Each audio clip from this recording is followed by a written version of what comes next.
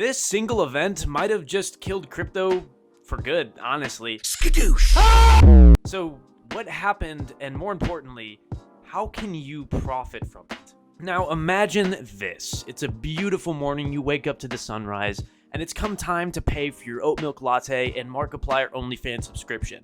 Now you've got $0 in your bank account, but it doesn't matter because you're a crypto millionaire. So you hop on your favorite exchange, which in this case is FTX, to withdraw some money, only to find that you can't. Oh no, this can't be. This is exactly what happened to users all over the world after an offset chain of events that would end up pretty much completely nuking the entire crypto market, even worse than it's already been nuked, which was pretty bad. But to understand what happened and how you can make money from it, we gotta start from the beginning. So what is FTX and what the happened? So FTX is one of the biggest crypto exchanges in the entire world, basically allowing people to buy and sell different cryptocurrency assets using their exchange. Now again, they're one of the biggest and most well-respected crypto exchanges in the world, or at least they were, even rivaling that of Binance. Okay, so we know what FTX is, at least the basics of it. So how did one exchange bring about the further nuking of basically, frankly, an already dead crypto market? Now, an article appeared in CoinDesk, which is basically a news source that covers everything from crypto, Web3, your mom, covers all of those topics in great detail, so it's a very well-trusted source, of course. And this was essentially the beginning of the slippery slope, because what this article contained would go to absolutely destroy the markets. They essentially claimed that the balance sheet of Alameda, whatever it is, which is a crypto hedge fund that was created by the owner of FTX. So this hedge fund, the owner is Sam Bankman-Fried. He's fried at this point. It's not freed anymore, it's fried. And basically he was claiming that they owned billions and billions of FTX's own cryptocurrency. Basically, they own a bunch of their own cryptocurrency that they were using as collateral to take on further loans. Basically, this whole operation was a kingdom built on sand, just like my net worth. I don't like sand. But that's just the start, because Binance took notice and announced that they were selling off all of their holdings, which amounted to about $500 million worth, which I don't know who you are, but that's not a very small number. Now, why did they do this? Well, because of recent revelations that came to light, which, yeah, I bet. Now, that's when things got bad. People started panicking, trying to withdraw all of their money, and eventually it amounted to over $6 billion just over the course of 3 days, which is an absurd amount of money.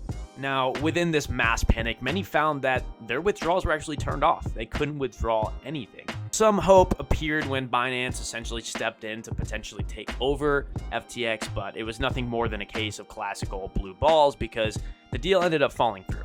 Now, what does this mean for you? Well, I've got good news for you. So first off, the first takeaway that we have to get from this out of anything and from what we've seen, with Luna and just other exchanges that have fallen in the past is keep away from exchanges. Guys, if you gotta sell off some cryptocurrency, send it and sell it off, and then just keep nothing in there. Instead, maybe focus on buying a cold wallet like a ledger to keep your cryptocurrency safe in cold storage rather than keeping it all in exchanges. Because when stuff like this happens and you have a lot of money in there and you can't withdraw it, that's when things really get bad. But this presents us with another classic market scenario: mass fear and panic. For example, we saw a cryptocurrency like Solana go from $32 to $13 overnight.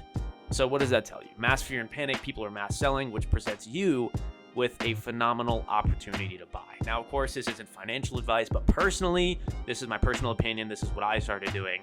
I started dollar cost averaging into the markets because I thought it was a great opportunity, and I still do. Even before all of this happened was a great time to buy in. Now, with all of this happening and it pushing back even further, I think we saw Bitcoin actually go below 16K for a short period of time. You got to think about this in the long term. You got to think 2025, 2030, 2035.